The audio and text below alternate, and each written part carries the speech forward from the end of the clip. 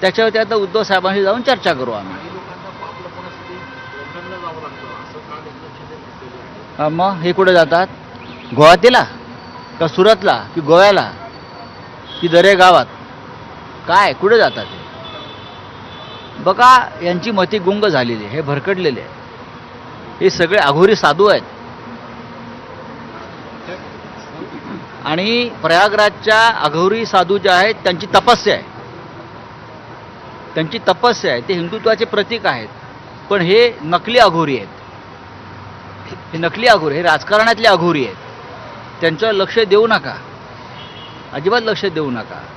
आणि हे जे अघोरी कृत्य करतायत सगळे राजकारणात, पापं करतायत, त्याच्यामुळे हे गंगेच्या किनाऱ्यावर जमलेल्या अघोरींचं नाव खराब होत आहे. बहुतेक नेते प्रयागराजला गेले, संगमावर डुबकी मारायला. आपण नाही गेलो, नेते नाही.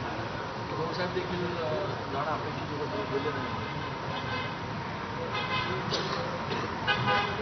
प्रश्न चांगला आहे तुमचा. सरसंघचालक मोहनराव भागवत गेले होते. सरसंघचालक मोहनराव भागवत गेले होते. आम्ही त्यांना फॉलो करतो. तुम्ही त्यांच्यावर टीका पण करता. तेही आमच्यावर करतात.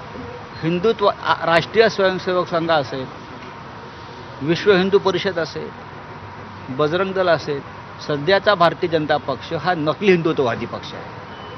आणि त्यांच्याबरोबर हे सगळे आहेत, हे शिंदे फिंदे मिंदे, बरं का, हे डुप्लिकेट लोक आहेत. त्यांनी आम्हाला हिंदुत्व शिकवू नये.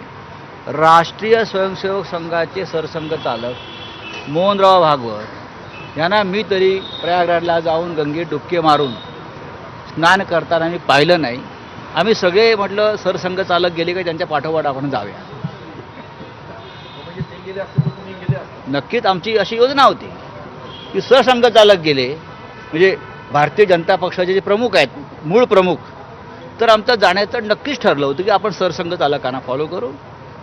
ते धर्मक्रांतीचे जनक आहेत. त्यानंतर संघाचे इतर जे प्रमुख लोक आहेत